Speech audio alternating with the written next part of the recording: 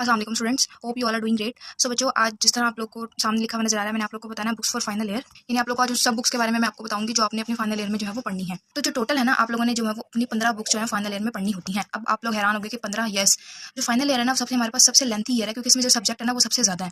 अब मैं आपको बुक्स बताने से पहले ना मैं आप लोगों को ना इनकी डिवीजन बताती हूँ कि इन 15 सब्जेक्ट्स की ना डिवीजन किस तरह से होती है। क्योंकि टू बी ऑनेस्ट, मुझे भी अपनी फर्स्ट टर्म के बाद, हमारी टर्म होती है फर्स्ट टर्म, सेकंड टर्म और थर्ड टर्म ना, अपनी फर्स्ट टर्म के बाद समझ आया था कि इन सब्जेक्ट्स, इन 15 सब्जेक्ट्स की ना डिवीजन किस तरह से, यानी कौन सा सब्जेक्ट किस डोमेन के अंदर आता है। तो मैं पहले आपको डिवीजन समझाती हूँ, पेपर के मार्क्स बताऊंगी कितने मार्क्स का कौन सा पेपर होता है, उसके बाद मैं आप लोगों को बुक्स दिखाऊंगी, इनकी रिकमेंडेड बुक्स भी दिखाऊंगी और साथ ही शॉर्ट बुक्स भी दिखाऊंगी, और जो भी ऑल्टरनेट सोर्स भी परचेज करना है उनका भी आपको साथ ही बता दूंगी। तो पहला जो सब्जेक्ट है ना वो है हमारे पास PT2। तो बच्चों, आप लोगों को याद होगा, हम लोग ना फोर्थ ईयर में एक सब्जेक्ट पढ़ते होते थे PT1। अब PT1 में हमारे पास दो सब्जेक्ट्स आते थे, एक आता था हमारे पास MSK और एक आती थी हमारे पास न्यूरो। तो ये तो हम लोगों ने अपने फोर्थ ईयर में पढ़ ली थी ना। Let me change my marker first. हाँ जी, तो फोर्थ ईयर में तो हम लोगों ने ये PT1 पढ़ लिया था ना। अब हम लोगों ने फाइनल ईयर में पढ़नी होती है PT2 एंड PT3। तो एक सब्जेक्ट है हमारे पास PT2। अब इस PT2 के अंदर ना हमारे पास हम लोगों ने टोटल पढ़नी है अपनी 6 बुक्स किस तरह से। एक इसके अंदर सब्जेक्ट होता है, उसको हम लोग बोलते हैं मैनुअल थेरेपी का। एक सब्जेक्ट होता है जो हमने पढ़ना है वो जी हमारे पास ऑब्स एंड गायनी। एक हमने पढ़ना होता है हमारा इंटेग्यूमेंट्री, और एक पढ़ना होता है हम लोगों ने कार्डियोपल्मोनरी। यानी manual therapy, obs and gynae, integumentary physical therapy and cardiopulmonary physical therapy, इसको CPPT लिखते हैं। अच्छा, अभी जो मैनुअल थेरेपी है ना, इस मैनुअल थेरेपी के अंदर फर्दर हमारे पास 3 तरह की डोमेन आ जाती है, डिवीजन आ जाती है। एक हम लोगों ने पढ़नी है इसकी कैल्टन बॉन्ड की बुक, एक हम लोगों ने पढ़नी है इसमें मेटलैंड, और एक हम लोगों ने इसके अंदर पढ़नी है मुलीगन। ठीक है, तो इस तरह से मिला के 1 2 3 4 5 6, ये 6 बुक्स हैं जो हम लोगों ने पीटी। तो टोटल यानी हमारे पास ये 6 बुक्स हैं जो हम लोगों ने PT2 के अंदर पढ़नी होती हैं। फिर सेकंड सब्जेक्ट जो आता है ना हमारे पास, उसको हम लोग कहते हैं PT3। अब इस PT3 के अंदर ना हम लोगों ने पढ़नी होती है टोटल 5 बुक्स। अब इसकी डिवीजन किस तरह से होती है, इनमें कौन कौन सी बुक्स आती हैं। एक आती है हमारे पास इसके अंदर पीड्स, एक आती है हमारे पास जीरियाट्रिक्स, ठीक है, एक आती है हमारे पास स्पोर्ट्स फिजिकल थेरेपी, और एक होती है प्रोस्थेटिक्स या ऑर्थोटिक्स। ये जो प्रोस्थेटिक या ऑर्थो होता है ना, इसका पोर्शन जरा मिला के होता है, लेकिन इसकी भी बुक अलग है और इसकी भी बुक अलग है। तो टोटल जो 5 बुक्स होती हैं हम लोगों ने PT3 के अंदर पढ़नी होती हैं। एक बात मैं आपको यहाँ बताती चलूँ कि यहाँ पे आप लोगों ने देखा होगा कि ऑब्स एंड गायनी, ये वो वाली ऑब्स एंड गायनी नहीं है जो MBBS वाले पढ़ते हैं, वो 10 टीचर्स पढ़ते हैं। लेकिन ये फिजियोथेरेपी के लिए जो ऑब्स एंड गायनी होती है ना, वो जरा दूसरी होती है। मैं अभी आप लोगों को बुक दिखा देती हूँ। फिर जो तीसरा सब्जेक्ट पढ़ना होता है ना, वो हम लोगों ने पढ़ना होता है PP एंड CPR। अब what is PP and what is CPR? PP is a professional practice and what is CBR? CBR is a community based rehabilitation. PP की बुक अलग होती है और CBR की बुक अलग होती है। अच्छा, जो फोर्थ सब्जेक्ट हम लोगों ने पढ़ना होता है वो पढ़ना होती है हम लोगों ने इसकी रिसर्च। अब आप लोगों ने फोर्थ ईयर में बायोस्टैटिक्स पढ़ी है और प्लस आप लोगों ने EBP पढ़ी है। इन दोनों को मिला के जो सब्जेक्ट बनता है ना, जिनको ये दोनों चीजें आती हैं, उनको मिला के जो सब्जेक्ट बनता है ना, वो हमारे पास होती है रिसर्च। अब रिसर्च के अंदर आपके बायोस्टैट के भी सारे कॉन्सेप्ट अप्लाई होते हैं और EBP के भी सारे कॉन्सेप्ट अप्लाई होते हैं। बायोस्टैट आपका प्रैक्टिकली वर्क जो आप करते हो अपनी रिसर्च, जब आप लोग अभी करोगे उसमें यूज होंगे, और EBP में रिसर्च डिजाइन वगैरह वो सब कुछ यूज होंगे इस रिसर्च के अंदर। जो फिफ्थ सब्जेक्ट आप लोगों ने पढ़ना है वो है हमारे पास DD का मतलब होता है डिफरेंशियल डायग्नोसिस। अच्छा, ये जो डिफरेंशियल डायग्नोसिस है ना, इसको मैं दूसरे जबान में ना मेडिसिन कहती हूँ। जिस तरह हम लोगों ने फोर्थ ईयर में मेडिसिन पढ़ी थी ना, मेडिसिन में हम लोग DD बनाते थे कि एक सिनेरियो है, उस सिनेरियो के डिफरेंट जो है वो डायग्नोज जो है ना बन रहे होते थे। फिर हम लोग क्या करते थे कि एक तो मेन डायग्नोज लिखते थे और साथ हम लोग DD यानी डिफरेंशियल डायग्नोज में लिख के ना, जो भी हमें लगता होता था हम वो लिखते होते थे। तो ये डिफरेंशियल डायग्नोज हम लोगों ने पढ़नी है, और ये मेडिसिन की तरह ही होती है और बहुत आसान होती है। जिसकी मेडिसिन बहुत स्ट्रॉन्ग है उसको ना DD बहुत अच्छी लगेगी, बहुत मजे की लगेगी। टू बी ऑनेस्ट, जो DD का पेपर है ना, वो हमारी दफा भी बहुत डिस्टिंक्शन वाला पेपर आया था, बहुत आसान, बुक के बॉक्सेस वगैरह आए थे। यार अभी हमारी डोमेन ही अभी मैं आपको वैसे ही बता लूँ, जिसको मेडिसिन बहुत अच्छे से आती है तो उसके कॉन्सेप्ट अपनी DD में अप्लाई कर सकता है। अब थोड़ी सी मार्क्स डिवीजन बताती हूँ कि जो PT2 का पेपर है ना, ये हमारे पास 200 मार्क्स का पेपर होता है, यानी 100 का प्रैक्टिकल होता है और 100 की जो ना वो थ्योरी होती है। अब PT3 का पेपर भी हमारा 200 मार्क्स का होता है, 100 की थ्योरी होती है और हमारे पास 100 का प्रैक्टिकल होता है। जो PP CBR होते हैं, इसमें हमारे पास 100 मार्क्स का पेपर होता है सिर्फ, और इसमें से 45 मार्क्स के MCQs CBR के आते हैं और 45 के PP के आते हैं। मतलब अब इसका मतलब क्या हुआ कि जो PP और CBR का पेपर होता है ना, ये हमारे पास सिर्फ MCQs बेस्ड पेपर होता है। इसमें कोई SCQ कोई थ्योरी जो है ना वो नहीं आनी होती। सिर्फ हमारे पास MCQs होते हैं, 45 मार्क्स के PP से और 45 मार्क्स के CBR। अब अल्लाह UHS वाले जो है ना इस 45 की डिवीजन को ना आगे पीछे कर सकते हैं, वो उनकी मर्जी है, और हमारी दफा भी डिवीजन आगे पीछे हो गई थी। तो इसमें बस 90 मार्क्स के जो है ना वो हमारे पास MCQs होते हैं और 10 हमारे जो इंटरनल असेसमेंट होते हैं वो वाली जाती है। अच्छा, रिसर्च का जो पेपर होता है ना, ये हमारे पास 200 मार्क्स का होता है, 100 का इसका प्रैक्टिकल होता है और 100 का इसकी थ्योरी होती है। और जो ये DD होते हैं, इसमें हमारे पास 100 मार्क्स का जस्ट पेपर होता है, इसका कोई प्रैक्टिकल नहीं होता, और इस 100 मार्क्स में ना 45 मार्क्स के SCQ आते हैं और 45 मार्क्स के MCQs आते हैं, प्लस हमारे जो 10 मार्क्स की इंटरनल असेसमेंट जाती है।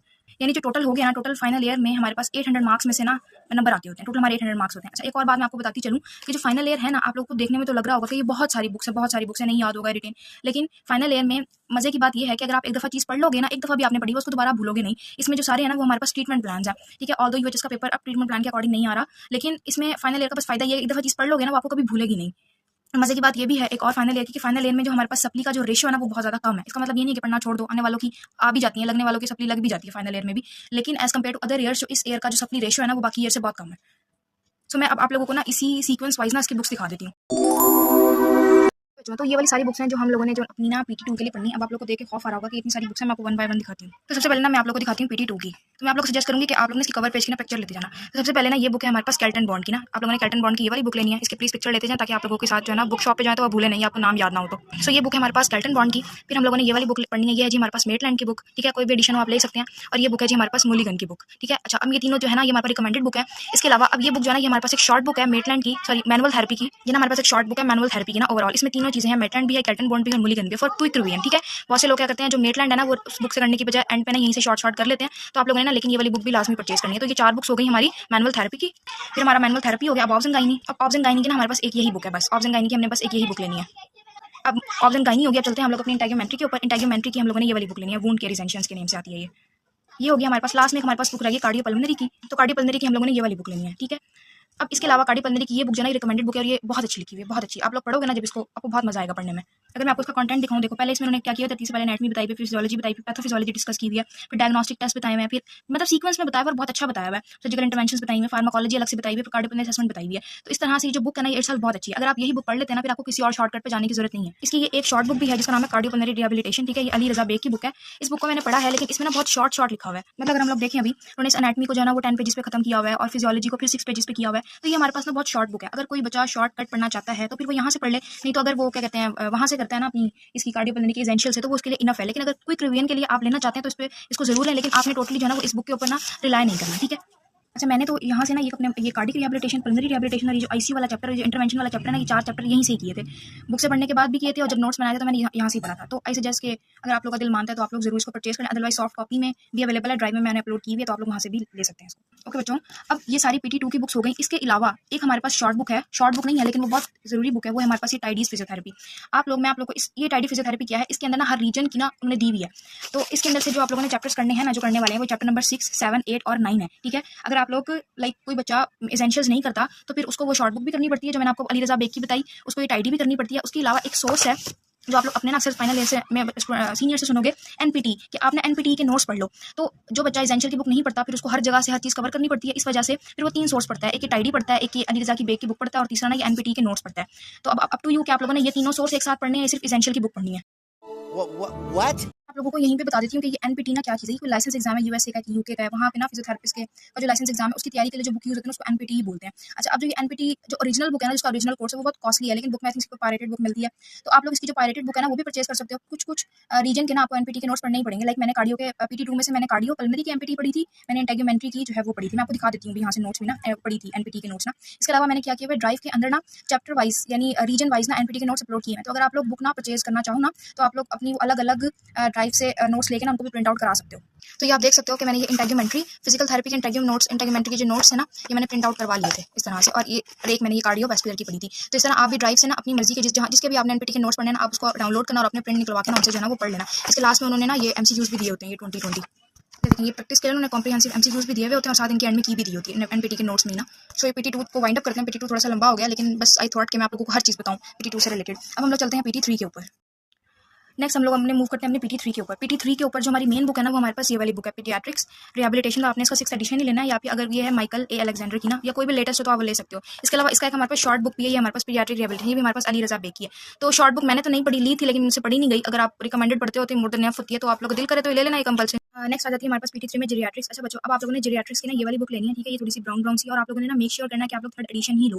बाकी एडिशंस में ना चीज़ें बहुत ज़्यादा मिसिंग है, और ये जो ना हमारे पास जो UHS की हमारी रिकमेंडेड लिस्ट है ना उसमें 3rd एडिशन ही मेंशन है, इसलिए आप लोगों ने ये वाली बुक लेनी है। मैं आपको बता दूं मुल्तान में एक बुक शॉप है, बुक्स एंड बुक्स, वो ये ना जो लोग मुल्तान से रहते हैं ना तो उनको वहाँ से ये बुक मिल जाएगी। आप उनसे स्पेशली जो है ना वो ऑर्डर भी करा सकते हैं। तो जिनके पास बाकी जो किसी और सिटीज़ में रहते हैं, मैं आपके साथ बुक्स एंड बुक्स का नंबर शेयर कर दूँगी, ऑनलाइन डिलीवर भी करते हैं, तो आप लोग वहाँ से भी ना ले लेना। लेकिन आपने बुक जो है ना वो यही लेनी है। आई थिंक थोड़ी सी कॉस्टली है बाकी बुक्स की निस्बत, लेकिन लेनी आप लोगों ने यही है। उसके बाद 3rd बुक के ऊपर चलते हैं। 3rd है जी हमारे पास sports rehabilitation and injury prevention. तो आप लोगों ने इसकी ये वाली बुक लेनी है। So you can take the screenshot.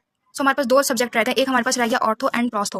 अच्छा, प्रोस्थेटिक्स की लेनी है आप लोगों ने ये वाली book, prosthetics and patient management, ठीक है। इसका लेटेस्ट एडिशन आई थिंक यही वाला ही है, तो आप ये वाला ले लीजिएगा।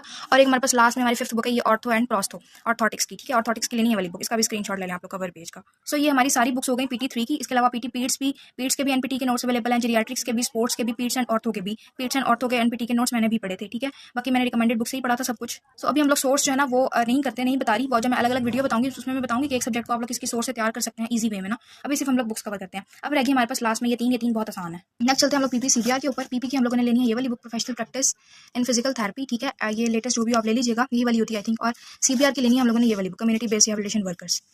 इन दो के अलावा PPCBR की ना आप लोगों ने एक MCQs की बुक भी लेनी है, ये MCQs बुक प्रोफेशनल प्रैक्टिस। अच्छा, हमारे तो कहते होते थे कि इस बुक से PPCBR का पेपर इस बुक से आता है, इस बुक से आता है, सब झूठ बोलते हैं, कोई पेपर नहीं आता इस बुक से। ये बुक है ना सिर्फ एक MCQs प्रैक्टिस करने के लिए, तो टोटली रिलाई नहीं करना इस बुक के ऊपर, हाँ बस MCQs प्रैक्टिस कर लेना है। अब चलते हैं DD के ऊपर। DD की ना हम लोगों ने सिर्फ एक बुक लेनी है और वो ये वाली, differential diagnosis for physical therapy, बस ठीक है। इसका लेटेस्ट एडिशन जो भी आप लोग को ले लीजिएगा, ये है जी हमारे पास कैथरीन की ना, तो ये हमारे पास हो गई DD की बुक। लास्ट में चलते हैं हम लोग ना अपनी रिसर्च की बुक्स के ऊपर। जो रिसर्च की रिकमेंडेड बुक है और जो पढ़नी भी है ना, वो यही वाली बुक है, रिहैबिलिटेशन रिसर्च। आप लोग यकीन करें, हमारे प्रॉफ के जो MCQs थे ना, वो एज इट इज इस रसल की लाइंस थी। बहुत से लोग आप लोग को मिसगाइड करेंगे कि आप लोग इब्राहिम की बायोस्टैट वाली बुक पढ़ें, उसके आखिरी 9-10 चैप्टर पढ़ लें, और तो वो इसको पढ़ने की जरूरत नहीं है। इन सब गलत बातों में नहीं आना। हाँ, इसको पढ़ना है, एक दफ़ा बस पढ़ लेना है, लेकिन इस बुक के ऊपर रिलाई नहीं करना। आप लोगों ने जो असल रिसर्च के लिए बुक पढ़नी है ना, वो आप लोगों ने ये रसल की बुक ही पढ़नी है। अभी बता रही हूँ, हमारे प्रॉफ की एज इट इज लाइंस थी, कोई उन्होंने MCQs कॉम्प्लिकेट नहीं बनाया था, एज इट इज लाइंस दी थी। तो आप लोग के पास रिसर्च तैयार करने के लिए तो ये रिहैब रिसर्च की बुक होनी चाहिए, बायोस्टैट की वाली बुक भी हो अगर आप लोगों के पास भी होगी। इसके अलावा आप लोग ना MCQs प्रैक्टिस करने के लिए ये वाली बुक भी ले सकते हो। ये सॉल्व पास पेपर्स हैं मोहम्मद इब्राहिम के ही ना, तो इसके ना लास्ट में इन्होंने ये MCQs वगैरह दिए हैं, तो आप लोग ये MCQs कर सकते हो यहाँ से प्रैक्टिस, ठीक है। जस्ट अगेन ये कोई बात कंफर्म नहीं है कि MCQs सिर्फ यहीं से ही आए हैं, तो इब्राहिम ने पेपर बनाया है तो MCQs या MCQs अपनी इन्हीं ये क्या कहते हैं पास पेपर्स में देता है, ऐसी कोई कुछ भी नहीं होता। ये सब बकवास बातें, ये पहले UHS में पेपर बनाते हुए अप्लाई होती होंगी, लेकिन ये अब अप्लाई नहीं होती। और इसके अलावा जो फोर्थ सोर्स है वो हमारे पास इसका रिसर्च है, ये वही MPT के नोट्स हैं, आप लोग को ड्राइव का लिंक प्रोवाइड कर दूँगी, आप लोग वहाँ से लेके जो है ना वो अपना प्रिंट आउट करवा लेना। सो बच्चों, it's all about books for final year. Video I know थोड़ी सी लंबी हो गई है, बट आई थॉट कि आप लोगों को ना हर चीज़ जो है इन डिटेल बता ली जाए। अब ये बताने के बाद मैं अपना जो है ना subject wise video series start करूँगी। इसमें मैं आपको बताऊंगी कि मैनुअल थेरेपी में आप इसको किस तरह से तैयार करना है, इसको शॉर्ट वे में आप लोग किस तरह से लेके चलोगे, केल्टन बॉन्ड, मेटलैंड, मुलिगन पढ़नी कैसे है, क्या क्या पढ़ना है, कैसे पढ़ना है, कहाँ से पढ़ना है। क्योंकि देखो, एक नॉर्मल इंसान है, वो 6 किताबें नहीं पढ़ सकता ना, वो इन 6 चीज़ों को रिटेन कर सकता। हर किताब से थोड़ी जो चीज़ें इंपॉर्टेंट है वो मैं आप लोगों के साथ सोर्सेज जो है ना वो शेयर कर दूंगी। अभी तक के लिए दे इजाजत, इंशाल्लाह फिर हम लोग मिलते हैं अपनी फाइनल ईयर की सीरीज में, जिसमें मैं आप लोग को सब्जेक्ट वाइज जो है ना वो गाइड करूंगी थ्रू आउट द ईयर इंशाल्लाह। अपनी दुआ में याद रखें, अपना बहुत सारा ख्याल रखें, और इन इतनी सारी बुक्स को देख के अभी ना घबराना, ना परेशान होना। अभी सिर्फ आप लोगों ने बुक्स परचेज करनी है, ठीक है। Signing off.